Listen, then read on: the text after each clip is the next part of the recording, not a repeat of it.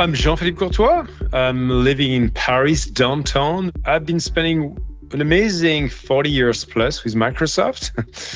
And one of my last positions, which I've enjoyed tremendously, used to be president and executive vice president for the Microsoft Global Sales Marketing Operations. In that capacity, I was overseeing all of our subsidiaries globally and all of our commercial business, working for Satya Nadella in the Microsoft senior leadership team. As I graduated from a business school in south of France, in Nice, I had the amazing opportunity to work for a software startup, a French company called Memsoft. And we built what we call Memsoft Accounting, which has a fully integrated packaged software for a lot of small businesses in France that we could package and sell. So because of that, I got in love with software. I love the company and so on, but I wanted to keep learning more. And I was actually contacted by a headhunter. So they told me, oh, hold on, young man, we have a very young, maybe promising software company called Microsoft. Say, okay, yeah, I heard about Microsoft. I heard about MS-DOS. And I took the train. I went up to Paris. I interviewed with Bernard Verne, Michel Lacombe, the two founders of Microsoft France and then from Microsoft Europe. And I took the job, my first job, which was a sales engineer job at Microsoft. It was very clear to me that I wanted to join a startup, a new company where potentially newcomers, young graduates like myself with little experience, but a lot of appetite to learn more, could do more. And the magics happened as I met with Bernard Verne and Michel Lacombe, two wonderful leaders, two incredible people that I got to learn from. And I decided to join right after those interviews. We, at the time, were selling a couple of products. First of all, we were selling an operating system, MS-DOS, okay, which was the godfather, of course, of Windows. Number two, we are selling development tools like BASIC, COBOL compiler, Fortran, yes, for MS-DOS, and even what was called CP/M, another operating system. And we are starting to sell the very first productivity applications of Microsoft with the godfather of the spreadsheet industry called Multiplan. I know many people may have heard about Multiplan. And yes, I did that. So my first job and my first days were kind of learning how those products work. And I had to go and demo the products, get them excited, get them to understand what selling software was all about, what was the value of that. So I had to do a lot of work sorting out the good across, and the partners who actually were investing enough in people, in skills and capacity. Because at the time, the core job of our company and the core job of our partners ecosystem was actually to educate people what software was. You insert your floppy disk into the computer. It was magics. You could see the green characters of MS-DOS. And then the rest has been history, I would say. Michel Lacombe used to be my manager at the time, and he became eventually the general manager of Microsoft France and then the president of Microsoft in Europe and in EMEA after Bernard Verne. He really taught me a lot about, I would say, the customer religion. I love meeting with customers. And what I learned from Michel at the time was you need to earn the right to sell to a customer. It's not just something you get to do. So you need to establish a deep relationship. You need to establish the trust so that they can actually value the work you need to do, so that they can actually trust you to help them achieve more with your software. My managers gave me incredible responsibility when I was very young. So as an example, when I was, I think, 26 years old, I was tasked by Michel Lacombe to take care of all the business development of our markets in the Benelux, in Spain, in Portugal, and Greece. So basically, to prepare the ground for opening Microsoft subsidiaries in those countries. And well, I was still very young. I started to prove a little bit myself as a seller in France and the partners and more, and marketing as well. But hey, there I was asked to become the ambassador of Microsoft in those countries and to start building local teams with partners first, before we opened the ground for subsidiaries. And so all of that started early in my career, which was a wonderful opportunity because I was 26 years old. I was traveling in 5-6 countries in Europe already.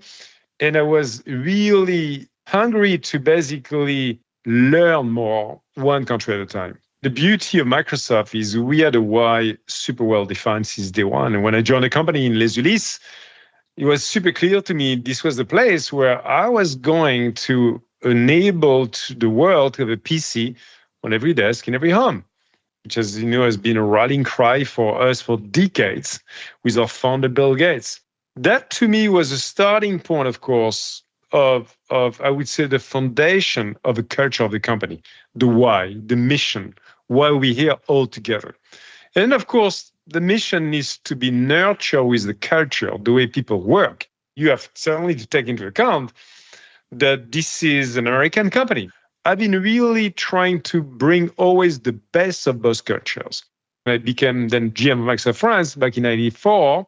Was after that, Steve himself, Steve Ballmer, at that point, was actually before that the head of sales and marketing globally. And what he did before he became the CEO, which was incredible, he went and relocated himself 2 months in Paris and 2 months in Tokyo. He lived outside of Redmond. I can tell you, to my long memory of Microsoft, I don't know of any other senior exec that did that in a global like CEO type of job or even some global executive job. People travel, yes, but 2 months. And what he did in 2 months was pretty amazing. He spent a lot of time, not just with me in France, with my peers in other countries. And he really studied the way we're selling, marketing, supporting the customer, and so on. And at the end, he said, you know what? You kind of do the same, but of course, very differently. And we may need to rationalize and kind of, basically bring all of that together. And this is where came a big project called Saratoga, which was a project to basically globalize Microsoft truly and having the same operating model in every part of the world. So in the late 80s and very early, I would say 90s as well, Microsoft subsidiaries were fully independent. What I mean by that, okay, they were, of course, subsidiaries of the mothership of Microsoft in Redmond. But think about the following. In the subsidiary, when I used to be the general manager of Microsoft France, which I became eventually back in 1994, I grew up in different jobs. And one day, I was given, which is incredible, was very young, the full responsibility of the subsidiary. At the time, Microsoft in the countries, actually a little bit before that, actually, to be honest, exactly in terms of the dates, we were actually building and packaging the software locally, physically, because at the time, software was packaged software. It was shrink wrapped in boxes. And we had, for many years, in Les Ulis, our own warehouse and inventory of products. I mean, that seems like crazy today. And you had the same in all those in different countries in the world. At the time, I had the privilege to decide the price of the Microsoft products in the country. And guess what? We're actually charging the customers more than our friends in the UK, a lot more in the US. And when Scott Ockey and others are coming to France, say, what are you guys doing? It's like crazy, but actually it sells really well. Of course, it helps the company in terms of revenue, profitability. We were also leading and driving our own marketing. We had our own, we had the same logo, of course, but the tagline and the communications was local. At some point, we had a wonderful campaign which has a big impact in France with a butterfly. And the butterfly was a symbol of actually how easy it is to use software. It was really the software of the easy life. We wanted to show the agility, the flexibility, and the beautiful it is to use software. So we had this symbol, the butterfly, in all of our marketing. Everywhere there are some butterflies flying across the country. But that was just the Microsoft France brand. It was not a Microsoft Corporation brand at all. And so at the time, long story short, we were in charge of the full accountability of product building, shipping, selling, price, distribution strategy. I grew up, as I said, from France, and I was asked to run EMEA, Europe, Middle East, and Africa, which was the biggest region in terms of number of countries in the world by far, because variety in Africa, Europe, Middle East altogether. And I learned a ton at the time for 5 years flying like crazy in all those countries to learn the local setup, the customers, and so on and so forth. And learning a lot about the way you lead at scale through those different cultures and the way you do that, I would say, with the full power of the Microsoft corporation behind you. So being also not the messenger, being the advocate of the world back to Redmond to Microsoft, and being a strong voice on the opposite, not the opposite side, but on the other side when traveling, of the Microsoft culture, the Microsoft strategy, the Microsoft, goals and so on globally. So I did that for EMEA. Then I was asked to do that for international, which was all the countries in the world but US and Canada. And eventually I did US and Canada for the GSMO role. I decided very early on to dedicate time to people and talents. So on my calendar for many years, I know because I've been very religious about my time management for many years. I learned that from Bill himself, from Steve and others of our CEOs. And I've been very determined to spend at least 25, 30% of my time truly dedicated to people, meaning really picking talents, development plans of people, coaching, succession plans of organizations, leadership developments of managerial circles. I created for many years, for 20 years, I guess, what has been called the country manager community. All the CEOs of subsidiaries as one learning organization globally. And I invested that time because I knew that was so critical to create that common culture, to create also that common trust so that when things are getting tough, which happens in business, you can support them. You got to have people incredibly curious all the time.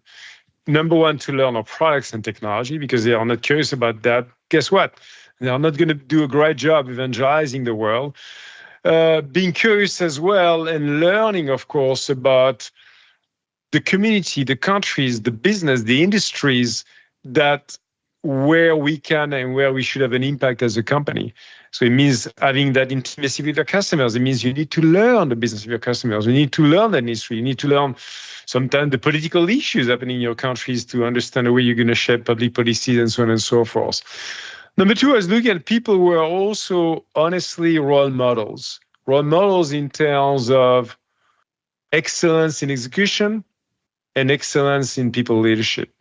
To me, it's been always the yin and the yang coming together. And I was never confused about the fact I could have incredibly strong sales leaders delivering and beating their sales quotas, which was wonderful. But if the same leaders, as country managers, an example, were not building the type of talents, the organization capacity we need as a company to grow from $50 million to one day very fast to $1 billion and now multiple billion of dollars of revenue, that was going to break. The thing to me, which is again the core who we are as a company and why I think we are a very special company. It's about the fact that I think we are truly a mission-led company. I always felt privileged of being there in this very special place. So I got this privilege really early on to learn about innovation, to learn the impact we can have in the world. Impact, not, of course, in selling, impact of using our software and services today, of course, with cloud and AI, and the way you can bring your small share of added value to the place where you live as a citizen as well. And to me, this is part of the lives of all of our people. They are Microsoft employees, but they are their families, they are part of communities, they live somewhere in the world, in this global world. And this sense of pride I had, I think is shared by so many of our people. This pride of being in such a special place again, where they can learn, they can innovate themselves, they can actually add more value to the company, but they add more value because of the way they translate the innovation into a meaningful result for people and organizational lives in the world. And I think that's very unique and that's very, very special. The thing I'm the most proud of after 40 years in a company, it's definitely the people. It is the privilege I had to work with and work for very amazing and special people. It is the hundreds of talents I've been able to hire across 120 countries in the world. But more importantly, it is the quality time I could dedicate to their coaching, development, to learning from them as they were stepping up, taking on big leadership roles in our company, and sometimes outside of our company as well. But at the end of the day, what mattered the most to me is when I could see them, and I can see them today, embodying the core values of Microsoft and truly living our culture day in and day out. I believe our company has a shot to leave an incredible mark in history. And the starting point to me is the fact that Microsoft is a mission-led company. And what it means to me, it means that as we all enter this fascinating, exciting, amazing new generative AI era, we have the opportunity, Microsoft has the opportunity to truly empower every person, every organization, every country to realize its potential by harnessing the power of AI to truly be in service to the people, to humanity, and to the world and the planet.